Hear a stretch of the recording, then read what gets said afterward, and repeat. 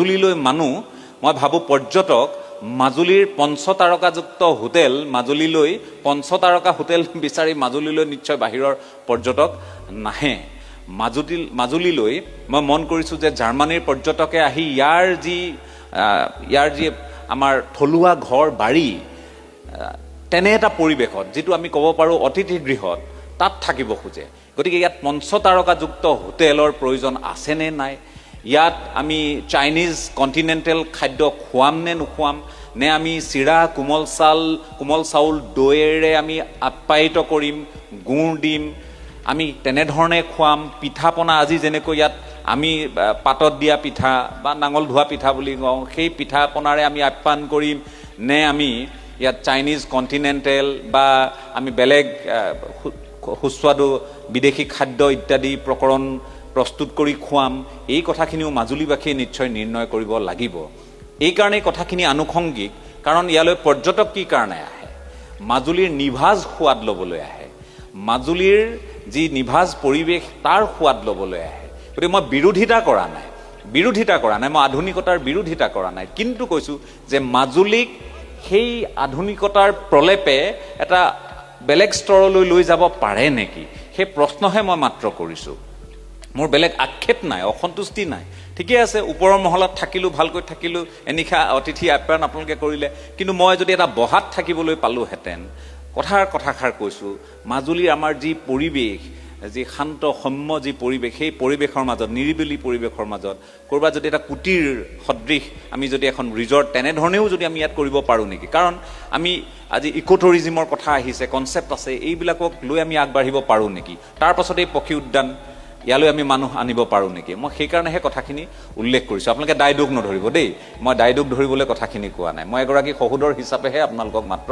কৈছোঁ সন্তান হিচাপেহে কৈছোঁ গতিকে সেইখিনি কথা নিশ্চয় উপলব্ধি কৰাৰ ক'ৰবাত প্ৰয়োজন আছে বুলি আমি অনুভৱ কৰোঁ কাৰণ আমি গুৱাহাটীলৈ আহে ক'ৰবাত এতিয়া পঞ্চতাৰকা মাজুলীলৈ যাওঁ বুলি ক'লে তেনে এটা পৰিৱেশলৈ আহিব খুজিব শিৱসাগৰলৈ যাওঁ বুলি ক'লেও তেনে পৰিৱেশেই বিচাৰিব সেইকাৰণে বোধহয় হোমষ্টেৰ যিটো ধাৰণা হোমষ্টেৰ ধাৰণাটো লাহে লাহে বৃদ্ধি কৰা হৈছে আজি বহু ঠাইত হোমষ্টে আহিছে এই কথাবোৰ কিয় কৈছোঁ জানেনে আজিৰ কথাখিনিৰ লগত আজিৰ এই পৰিৱেশটোৰ লগত পক্ষী উদ্যানৰ সংৰক্ষণ সংবৰ্ধনৰ লগত এই কথাবোৰ ক'ৰবাত নহয় ক'ৰবাত সম্পৃক্ত হৈ থাকে গতিকে আমি ইয়াত যিবোৰ আৱৰ্জনা আমাৰ এই হোটেলৰ পৰা যিবোৰ আৱৰ্জনা ওলাব এইবোৰ বায়'ডিগ্ৰেডেবল কৰিব পাৰোঁ নে নোৱাৰোঁ সম্পূৰ্ণৰূপে পলিথিন মুক্ত কৰিব পাৰোঁ নে নোৱাৰোঁ প্লাষ্টিক মুক্ত মাজুলী কৰিব পাৰোঁ নে নোৱাৰোঁ এই কথাখিনিও নিশ্চয় মাজুলীৰ ৰাইজেই অনাগত সময়ত সিদ্ধান্ত লৈ আগবাঢ়িব লাগিব আজি প্লাষ্টিকৰ ফুল ইয়াত গোটেই শোভাবৰ্ধন কৰি আছে প্লাষ্টিকৰ চকী আছে আৰু কিমান কি প্লাষ্টিক ফ্লেক্সৰ পৰা আৰম্ভ কৰি সকলো লাগি আছে গতিকে আমি সেই কথাখিনি লাহে লাহে অকণমান অনুভৱ কাৰণ এইবোৰ নষ্টটো আমি কৰিব নোৱাৰোঁ ইয়াক আমি বেলেগ এটা ৰূপহে দিব পাৰোঁ প্লাষ্টিকৰ পৰা ৰছী উলিয়াব পাৰোঁ আঁহ উলিয়াব পাৰোঁ ক'ৰবাত দেৱাল গাঁঠিব পাৰোঁ প্লাষ্টিকৰ বেলেগ ধৰণে আমি সা সৰঞ্জাম ইত্যাদি প্ৰস্তুত কৰি কিন্তু আমি নষ্টটো কৰি দিব নোৱাৰোঁ গতিকে এই কথাবোৰে ক'ৰবাত এই পক্ষীকুলক জীৱকুলক ক'ৰবাত সমস্যাত পেলাব নেকি আমিও সেই সমস্যাত পেলোৱা মানুহবোৰৰ ভিতৰত পৰিম নেকি সেই কথাখিনি নিশ্চয় আমি সকলোৱে অনুভৱ কৰাৰ প্ৰয়োজন আছে আৰু শেষত মই আজি যিহেতু চাৰি ৰাজসত্ৰৰ অন্যতম শ্ৰী শ্ৰী আউনীআটী সত্ৰলৈ গ'লোঁ আৰু মোৰ সৌভাগ্য পৰম সৌভাগ্য মই ইয়াৰ পূৰ্বে শ্ৰী শ্ৰী দক্ষিণপাট সত্ৰলৈ গৈছোঁ উত্তৰ কমলাবাৰী সত্ৰলৈ গৈছোঁ আৰু আজি মই প্ৰথমবাৰৰ বাবে কাৰণ মই যিহেতু প্ৰভু ঈশ্বৰৰ লগত মোৰ কথা হৈ থাকে তেখেতৰ সৈতে অনুষ্ঠানো কৰিছোঁ আমি দীঘলীয়া সময় বাৰ্তালাপো কৰিছোঁ কিন্তু আজি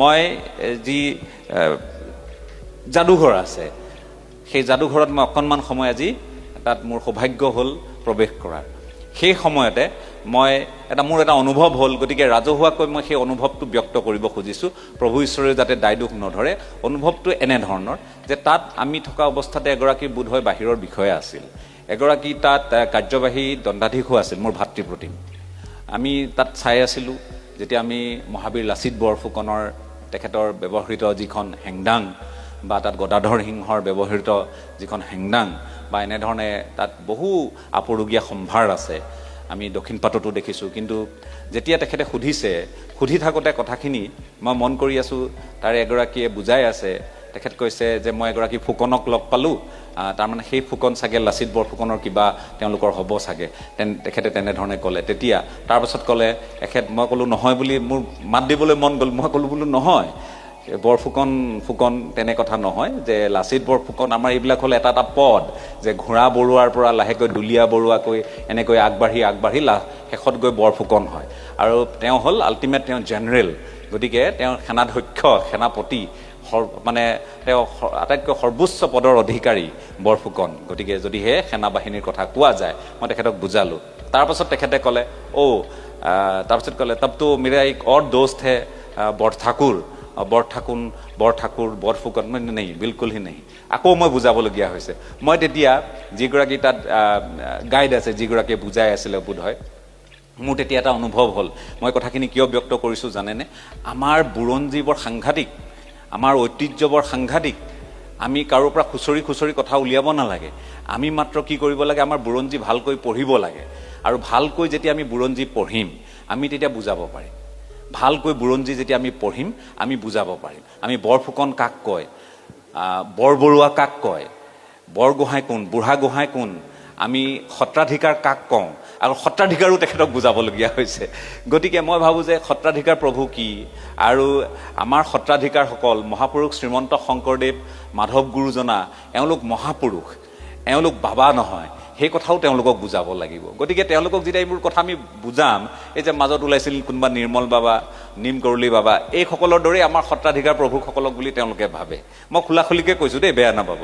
আৰু এইসকলৰ দৰেই কোনোবা বাবাৰ দৰেই আমাৰ এই তান্ত্ৰিক বাবা, কোনোবা তেওঁলোকে গৈ যাৰ ওচৰত আশীষ ইত্যাদি লয়, তাবিজ ইত্যাদি লয়, তেওঁলোকৰ দৰে আমাৰ মহাপুৰুষ কেইজনাক তেওঁলোকে হয়তো ভাবিব খোজে। আমি যদি বুজাই দিব নোৱাৰোঁ, বৰ বেয়া কথা।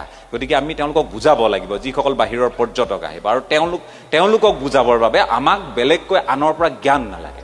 আমাৰ ইমানেই পুথিপাজি আছে, ইমানেই আমাৰ বুৰঞ্জীৰ সম্ভাৰ আছে, আমি সেইখিনি কথা বুজাবলৈ আমি সক্ষম হ'ব লাগে। মোৰ আজিৰ ব্যক্তিগত অনুভৱটো মই কৰিছোঁ, মোৰ ক'ৰবাত এটা মই ভাবিলোঁ যে মই অকণমান কিঞ্চিত যিমানখিনি মোৰ সম্যক ধাৰণা আছে, জ্ঞান আছে, যিখিনি পঢ়ি শুনি বুজিছোঁ, তাৰে মই তেখেতক অকণমান বুজাই মেলি মই তেখেতক পঠিয়ালোঁ। কিন্তু কাইলৈ কোনোবা আহিলে হয়তো আকৌ এটা বেলেগ ধাৰণা লৈ যাব।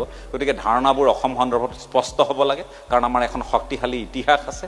আমাৰ আধ্যাত্মিক যি অভিকেন্দ্ৰ, আমাৰ অসম মুলুকৰ এই মাজুলী সত্ৰপীঠ বুলি আমি কওঁ, সত্ৰপীঠৰ এক সুকীয়া পৰিচয় আছে, এক মৰ্যাদা আছে। গতিকে এইখিনি যাতে আমি বুজাই দিব পাৰোঁ। আৰু ইয়াৰ লগে লগে আমি কেনেকৈ মাজুলীৰ যুৱকসকলক, মই এটা সংস্থাপনৰ বাট দেখুৱাব খুজিছোঁ, কেনেবাকৈ আমাৰ এই শ্ৰী শ্ৰী দক্ষিণপাট সত্ৰত, আজি ইয়াত আউনীআটী সত্ৰত, চামগুৰি সত্ৰত, আমাৰ এই সত্ৰসমূহত উপাদানসমূহ যে ইমান আছে, ইমান সম্ভাৰ আছে, আমি কৈ শেষ কৰিব নোৱাৰোঁ, বখানি শেষ কৰিব নোৱাৰোঁ। এইখিনি বুজাই বঢ়াই মানুহক যাতে আমি সন্তুষ্ট কৰি এটা ধাৰণা দি, সুস্পষ্ট ধাৰণা দি পঠিয়াব পাৰোঁ, মাজুলীৰ যুৱ সমাজৰ প্ৰতি মোৰ এটা আগ্ৰহ, মোৰ এটা অনুৰোধ। আহক, আমি টুৰিষ্ট গাইডো যদি আমি কোনোবাই হ'ব খোজোঁ, ভালকৈ জ্ঞান আমি আহৰণ কৰি ভালকৈ ইয়াত টুৰিষ্ট গাইড হওঁ। মাজুলীত সেই সম্ভাৱনীয়তা আছে, সেইটো মোৰ এটা ব্যক্তিগত অনুভৱ আজি এটা হৈছে। আছে যদিও মোক ক্ষমিব, যদি আজি মই কাৰোবাক নাপালোঁ, হয়তো মই ভুলকৈ ক'বও পাৰোঁ, গতিকে ক্ষমিব। খুব ধাৰণাটো মোৰ স্পষ্ট হোৱা নাই কাৰণেহে কথাখিনি মই কৈছোঁ। গতিকে এইখিনি কথা, গতিকে মাজুলীক লৈ আমি বহুত চিন্তা কৰিব পাৰোঁ, আমি সমাজখনক বহুত অৱদান আগবঢ়াব পাৰোঁ। মাজুলীয়ে আগবঢ়াইছে। মাজুলীৰ সংৰক্ষণ, সংবৰ্ধন, ইয়াৰ পক্ষীকুল, ইয়াৰ জৈৱ বৈচিত্ৰ্য, ইয়াৰ সামাজিক বৈচিত্ৰ্য, ইয়াৰ গোটেই কথা বতৰাখিনি আমি বিশ্বজনীন কৰি তুলিব পৰা এটা পৰিৱেশ আমাক লাগে। সেই পৰিৱেশটো আমাৰ আছে, প্ৰকৃতিয়ে আমাক দিছে, মহাবাহুৱে আমাক দিছে, প্ৰভু ভগৱন্তই আমাক দিছে। এইখিনিৰ পূৰ্ণ সুযোগ যাতে আমি গ্ৰহণ কৰিব পাৰোঁ, সেইখিনি মই আশা ৰাখিছোঁ।